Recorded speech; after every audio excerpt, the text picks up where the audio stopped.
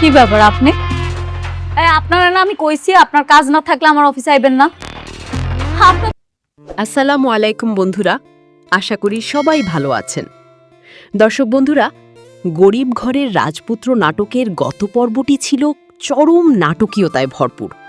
একদিকে অনিকের সাথে বৃষ্টির সম্পর্কের টানাপোড়েন, অন্যদিকে অনিকের পারিবারিক পরিচয় ও গোপন সত্যগুলো সামনে আসার পালা। আজকের পর্বে আমরা দেখব সম্পর্কের এই জটিল জাল কিভাবে আরও গভীরে প্রবেশ করে।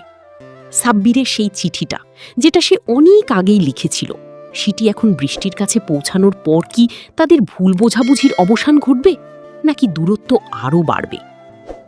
গল্পের শুরুতেই আমরা দেখছি অনিক এবং বৃষ্টির মধ্যে সেই চিরচেনা দ্বন্দ্ব। অনিক তার ক্যারিয়ার এবং ভবিষ্যৎ লক্ষ্য নিয়ে অস্থির, অন্যদিকে বৃষ্টির মনের গভীরের ক্ষতগুলো। অনিক বৃষ্টির প্রতি তার ক্ষোভ চেপে রাখতে পারছে না। তার চোখে ধরা দিচ্ছে সেই পুরনো অবিশ্বাস। সে বারবার বলছে, ভালোবাসা ততক্ষণই সুন্দর যতক্ষণ তার পবিত্রতা রক্ষা হয়। এই কথাগুলো কি বৃষ্টির ওপর কোনো প্রভাব ফেলবে, নাকি বৃষ্টির অসহায়ত্ব অনেকের কঠোর হৃদয়ে একটুও দয়া সৃষ্টি করতে পারবে না? মেঘলা বাবা মায়ের সাথে যে কথোপকথন, সেখানে মেঘলার যে অসহায়ত্ব ফুটে উঠেছে তা দর্শকদের হৃদয় ছুঁয়ে যাওয়ার মতো। মেঘলা বাবা তার মেয়ের জীবন নিয়ে যে কান্নায় ভেঙে পড়ছেন, তা প্রমাণ করে যে পরিস্থিতির শিকার হয়েই সে আজকের এই অবস্থানে। এদিকে অনিক যখন বৃষ্টির সামনে দাঁড়ায়, তখন তার চোখে কি ঘৃণা নাকি অনুশোচনা তা বোঝা দায়। বৃষ্টির হাতে সেই পুরনো চিঠিটা, যা এতদিন তাদের মধ্যে অদৃশ্য দেয়াল হয়েছিল। অনিকের চরিত্রের ভেতরে একটা বড় পরিবর্তন আমরা লক্ষ্য করছি। সে বুঝতে পারছে হয়তো সে বৃষ্টির প্রতি অনেক কঠোর হয়ে গিয়েছিল। তার মনে সেই পুরনো বিশ্ববিদ্যালয়ের দিনগুলোর কথা মনে পড়ছে, যখন বৃষ্টিকে সে ফুল দিয়ে প্রপোজ করেছিল। অনিকের কণ্ঠে তখন সেই আক্ষেপ, কেন সে বৃষ্টিকে ভুল বুঝল?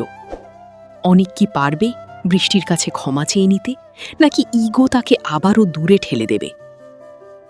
সমাপ্তি ও প্রত্যাশা। পরবর্তী পর্বের দিকে তাকালে মনে হচ্ছে গল্পের মোড় এখন ঘোরার সময়। মেঘলা বাবার যে করুণ অবস্থা আমরা দেখেছি, তা কি অনিককে তার ভুল বুঝতে সাহায্য করবে, নাকি অনিকের ক্যারিয়ার এবং তার পারিবারিক প্রেশার তাদের সম্পর্ককে চিরতরে শেষ করে দেবে? দর্শক বন্ধুরা, আপনারাও কি মনে করেন মেঘলার ওপর অনিকের করা অবিচারগুলো এখন ক্ষমাযোগ্য? অনিক কি পারবে তার রাজপুত্রের মতো অহংকার ভেঙে মেঘলার কাছে ফিরে যেতে?